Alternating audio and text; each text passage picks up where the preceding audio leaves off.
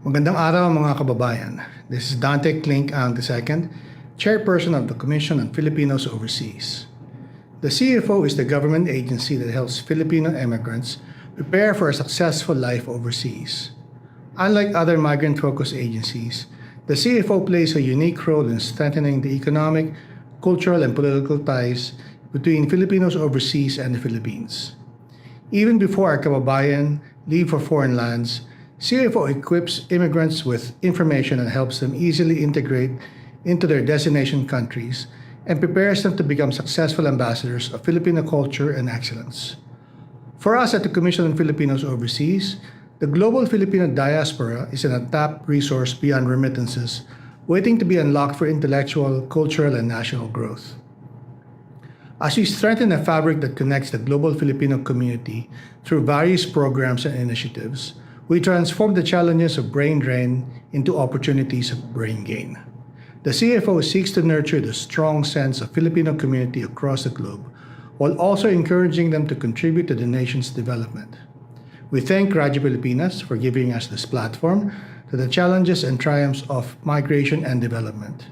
We hope that the global Pinoy will be made aware of the programs and services that empower them toward meaningful migration and pave the way to immigrant success. Tandaan kabayan, para sa inyo ito, mabuhay ang bagong Pilipinas.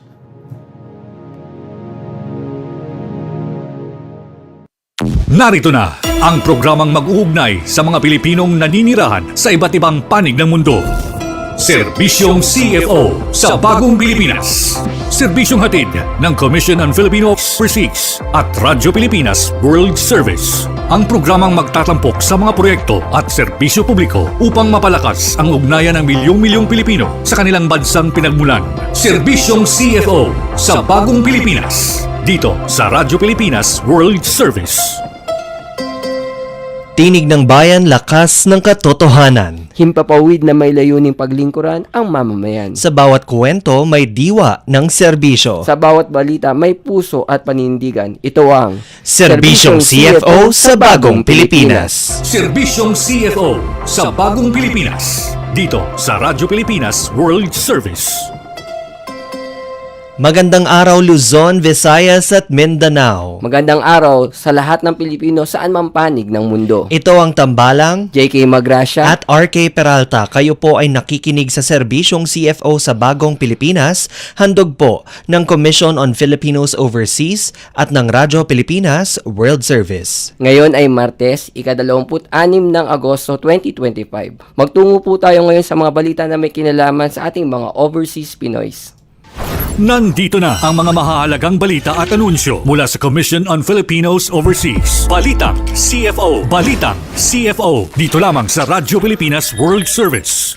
CFO main office in Quezon City continue client services amid government work suspension. Film teachers share global expertise to strengthen PH education sector. Interagency efforts bolster poverty reduction strategy and policy reforms. CFO main office moves to Pasay starting September 1, 2025. Alamin ang mga serbisyong inihahati ng Commission on Filipinos Overseas. Serbisyong CFO. Dito lamang sa Radyo Pilipinas World Service. The CFO main office in Quezon City will operate with a skeleton staff today, August 26, 2025, despite the issuance of the Office of the President Memorandum Circular No. 94, which suspends work in government agencies in Metro Manila that are non-vital due to the weather. This effort of CFO is to ensure that constituents with confirmed appointments and urgent concerns, such as expiring visa, will still be given assistance despite the general work suspension. Meanwhile, CFO extension offices in Baguio City, Cebu City, and Davao City will remain fully open and provide normal operations. For the latest advisories and updates, the public is encouraged to visit the official CFO website and Facebook page at CFO.gov.ph. In other news, with the team empowering teachers in reaching minds, the Association of Film Teachers of America Incorporated, or AFTA, a longtime partner of the CFO's Linkapil program, successfully conducted the final leg of the Balikturo Caravan 2025 in partnership with the Association of Private Schools, Colleges, and Universities, or APSCU Region 1. The series of trainings and seminars which started last July has reached various academic institutions nationwide, bringing valuable knowledge transfer and skills advancement to Filipino teachers. The Northern Luzon leg gathered nearly 150 educators from private schools and universities across Metro Dagupan, Metro San Carlos, La Union, Western Pangasinan, Ilocos Sur, and Ilocos Norte. Among the highlights were discussions led by former Deputy Undersecretary Dr. Lorna Digdigno on professional learning and development, and AFTA Vice President for Teaching and Research Dr. Risalina Labanda on the science of reading. On the other hand, the National Anti-Poverty Commission's Technical Action Officer Technical Working Group met on August 20, 2025 with the participation of government agencies, sectoral representatives, and the Commission on Filipinos Overseas. This gathering was crucial in reviewing the country's poverty reduction programs, assessing progress, and shaping new policy directions to ensure that efforts to combat poverty remain relevant and effective. At the core of the discussions were updates on the Philippine Poverty Reduction Strategy 2025, the first semester NAPSI accomplishment report, and new policy recommendations. The meeting also tackled sectoral proposals, interagency updates, and guidelines for the local poverty reduction action plan, recognizing that addressing poverty requires broad and united actions. Representatives from the CFO highlighted why migrant voices must be included in poverty reduction strategies, not only because millions of Filipinos abroad support their families through remittances, but also because they play a crucial role in driving national development. Another CFO update. The Commission on Filipinos Overseas is reminding all clients and stakeholders that its main office will be transferring to a new location beginning Monday, September 1, 2025. Operations at the Upper Class Tower, Quezon Avenue Corner, Scout Reyes Street, Diliman, Quezon City will formally cease on the same date. All transactions will thereafter be conducted at the new address, 9th floor, Next Gen Tower, C4 Road, EDSA Extension, Pasay City. Clients who have confirmed appointments from September 1 onwards are advised to proceed directly to the new office. Entry will be strictly limited to those with official transactions, and all visitors are requested to observe a smart and casual dress code. Alamin ang mga serbisyong inihahatid ng Commission on Filipinos Overseas. Serbisyong CFO. Dito lamang sa Radyo Pilipinas World Service. Ngayong araw, tampok natin ang Philippine Stock Exchange upang bigyan tayo ng kalinawan tungkol sa investing in the homeland, how overseas Filipinos can participate in the Philippine stock market.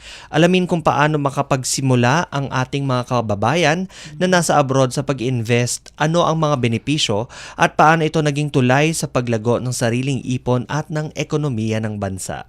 Sa ating mga viewers at listeners, iniimbitahan po namin kayo na magpadala ng inyong mga katanungan at babasahin po namin ito mamaya lamang. Tayo po ay kasulukuyang live na papanood at napapakinggan sa Facebook page ng Radyo Pilipinas World Service at ng Commission on Filipinos Overseas. Ayan, so upang bigyan tayo ng mas malalim na paliwanag tungkol po sa Philippine Stock Exchange, pinaunlakan tayo ngayong umaga ng ating espesyal na panauhin. Let us all welcome Mr. Mark Frederick Visda, Capital Markets Development Division Head ng Philippine Stock Exchange. Magandang umaga sir at welcome po sa serbisyong CFO sa Bagong Pilipinas. Magandang umaga, RK and Attorney JK. No, maraming salamat sa pag-imbita sa Philippine Stock Exchange dito sa inyong show. Ayun. Opo, maraming salamat din po at pinunlakan niyo po kami na pumunta pa dito ng live. At unang-una, good morning po ulit sa inyo, sir. Magsisimula na po agad tayo. Unang-una po para lang po mapakilala niyo sarili niyo at saka po yung ginagampanan niyo pong role po sa PSE. Maaari niyo po bang bigyan ng linaw to para sa ating mga listeners and viewers? Sige, sa yung trabaho ko po sa PSE iilan din yung roles ko. Isa na doon ay yung investor education. So pagtulong sa mga mamamayan na matuto at malaman kung ano yung Philippine stock market at kung paano makakapag-invest kaya andito kami ngayon para hopefully mabigyan ng impormasyon yung mga kababayan natin na ano nga ba yung Philippine Stock Exchange at ano yung pwede nilang gawin, no? Lalo na yung mga gustong mag-invest at magkaroon talaga ng, I would say, totoong connection, no, sa Pilipinas, no, kahit man nasa labas na sila ng bansa. So, sir, ano po yung Philippine Stock Exchange? Yung Philippine Stock Exchange, no, siguro ang kadalasan na alam ng mga tao kapag naririnig yun, yan yung pwede ako mag-invest o mag-trade sa mga shares ng mga kumpanya, no, sa Pilipinas. I think yun yung talagang alam nila na kaagad na pag sinabi stock market, ayan, mag-i-invest ako dyan. Pero yung siguro hindi nila alam, no, yung stock market din, ang pwede ring actually mag-raise ng pera o kumuha ng funds, no, yung mga kumpanya natin sa Pilipinas para mapalago yung mga negosyo nila. No, so kapag pumunta ang isang kumpanya sa stock market, no, ibig sabihin nagbebenta siya ng mga shares niya, no, para sa mga investors. At yung mga investors naman, kung may paniniwala ako sa negosyo na to na pinapatakbo ng isang magaling na negosyante, pwede ako maglagay ng pera, no, sa negosyo niya. Kung mag-i-invest ako, bibili ako ng shares niya at magiging part owner ako ng negosyo na yun. Ayun, sir. Sir, so bakit naman mahalaga para sa mga Pilipino, lalo na ang mga nasa ibang bansa, na mag-isip tungkol sa pag-invest sa Philippine stock market? Naku, napakahalaga niyan, no, RK, kasi kung gusto mong tumulong na sa ekonomiya natin, may mga negosyante gustong lumago yung negosyo nila at kailangan nila ng pondo. No, so pag pumunta sila sa stock market, magbebenta sila ng mga shares sa mga investors at yung pera na ibibigay ng investors, pwede nilang gamitin. Kapag lumago yung negosyo nila, no, dumami yung, sabihin natin, ang mga branches nila, dumami yung mga produkto nila, nakakapag-generate to ng mga trabaho, no, para sa mga Pilipino locally. Kaya yung mga nasa abroad, kung mag-i-invest kayo sa stock market, no, makakatulong pa kayo sa paglago ng negosyo at na eventually, no, mapupunta sa pagdami ng activity sa economy natin. Kaya napakahalaga para sa mga Pilipinos, lalo na yung mga nasa abroad, if gusto nyong tumulong, no, hindi lang yan kumbaga magbibigay ka lang ng pera sa mga NGO, sabihin na natin, or sa mga social services, but if you also want to help yung mga negosyo na lumago, hindi necessarily yung mga malalaki, no, but especially yung mga maliliit na negosyo na kailangan ng kapital para gumanda yung negosyo nila, mag-benefit, dumami yung trabaho,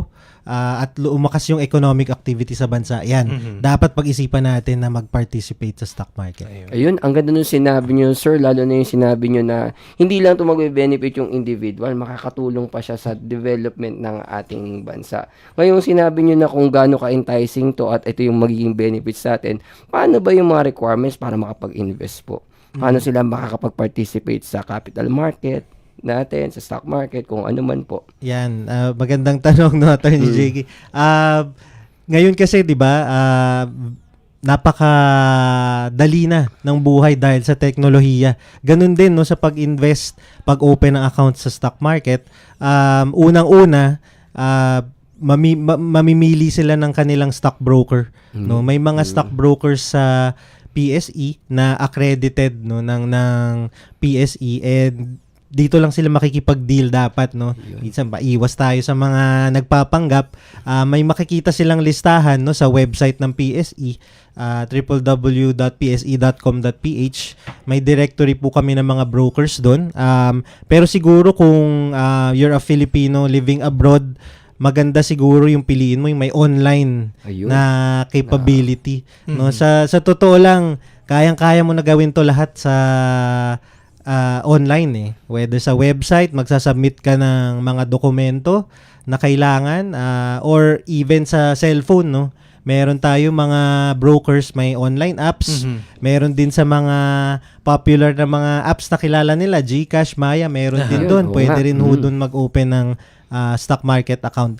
Pagkatapos nun, no, pagkatapos ibigay yung mga i-upload yung mga documentary requirements, yan, lalagyan mo na magno-nominate ka usually ng bank account no?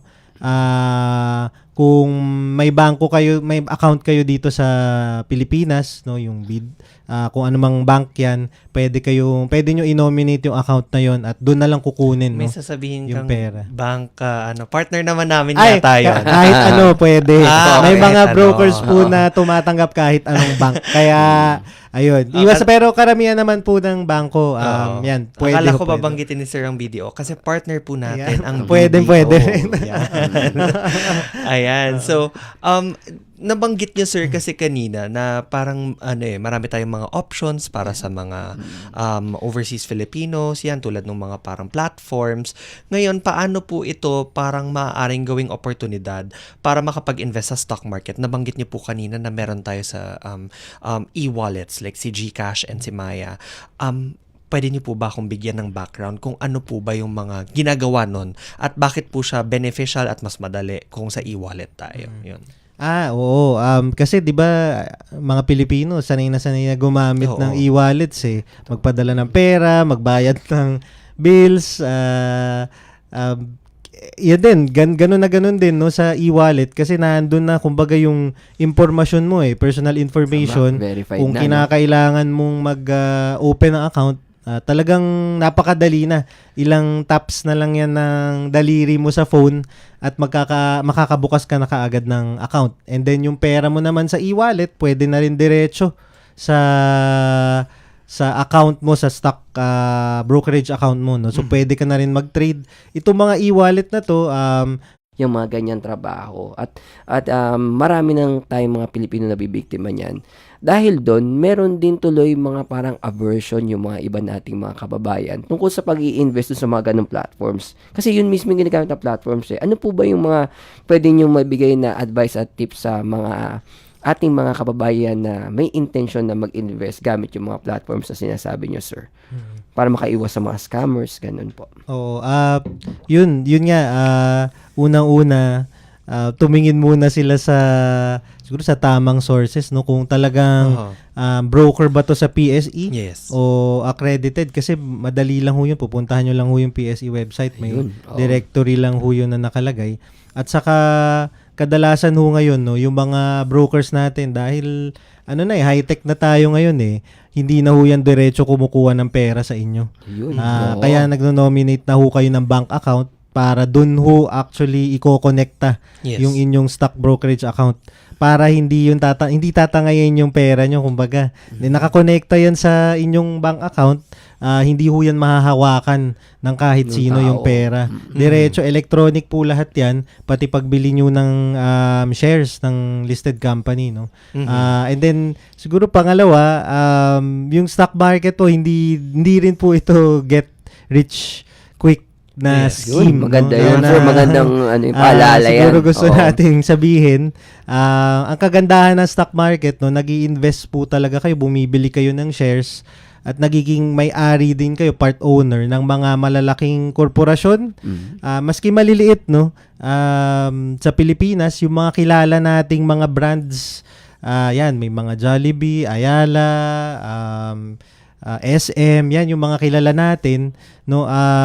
Doon po tayo mag-invest, hindi kung saan sa ang kumpanya na minsan ngayon lang natin narinig, talaga bang meron yan, no. Sa stock market po, yan ang ginagawa ng PSE bago po yan maging mapayagan, no, na makapag-invest kayo.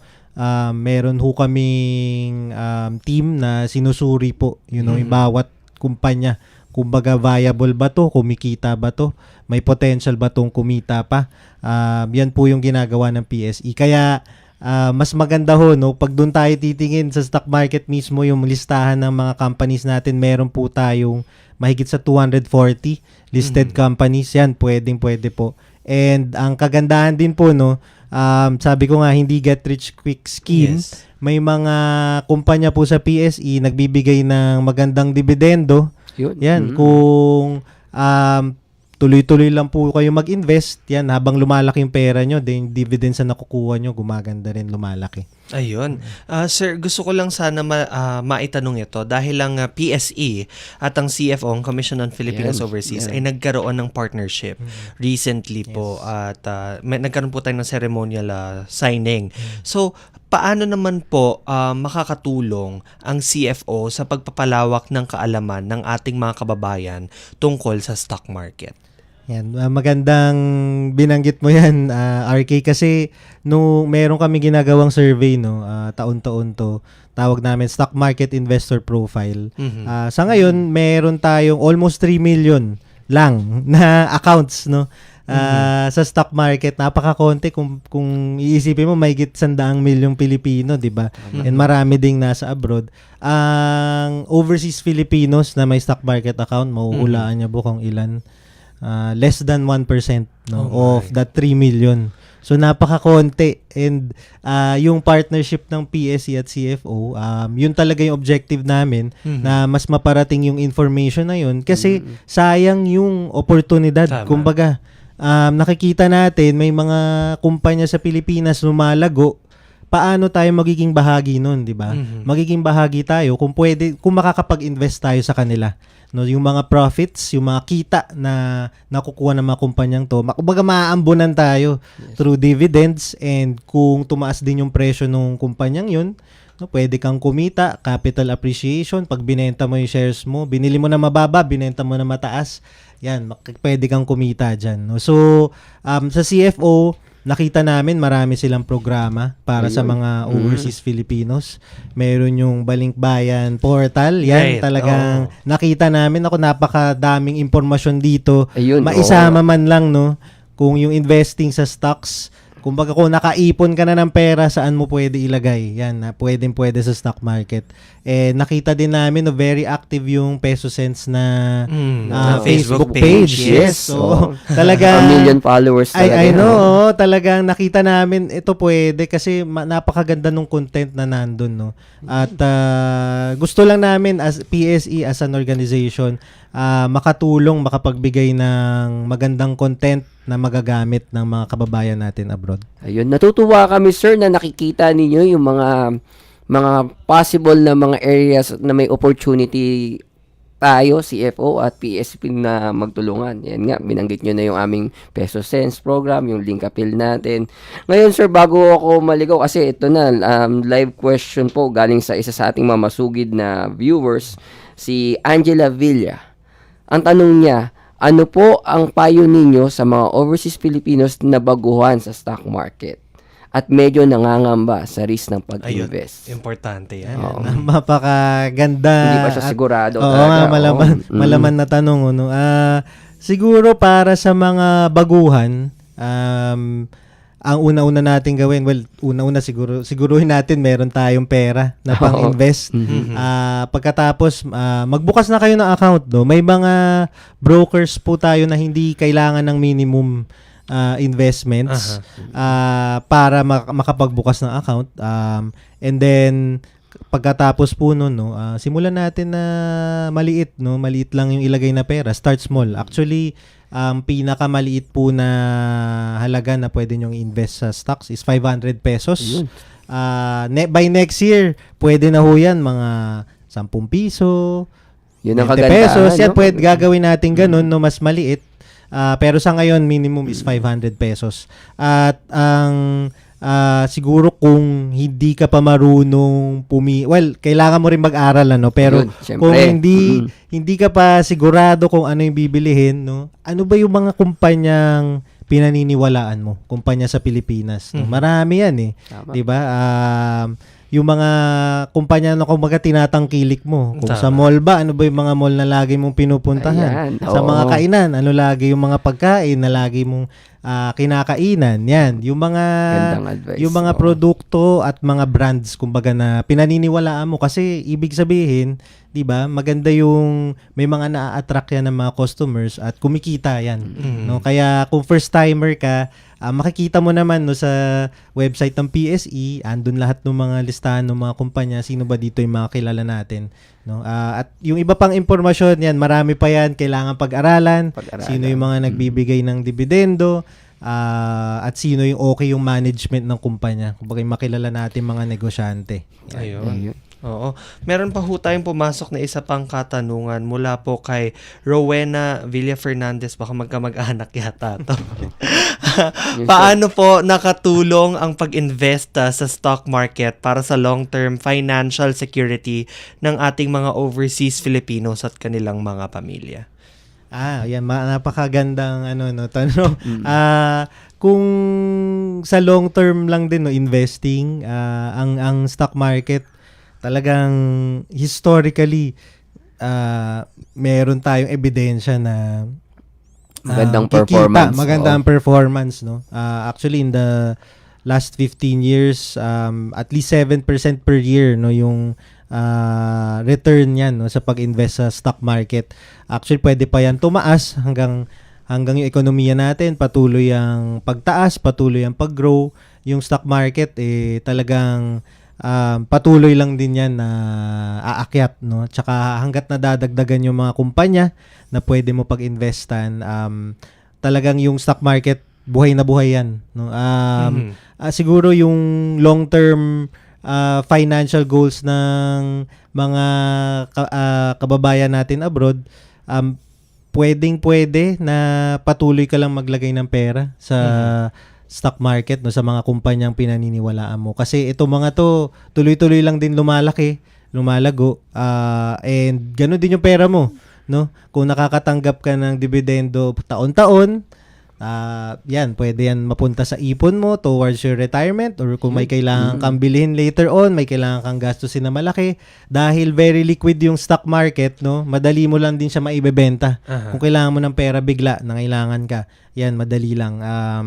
Yun, talagang makikita natin, no, maraming tao na nag-i-invest for the long term.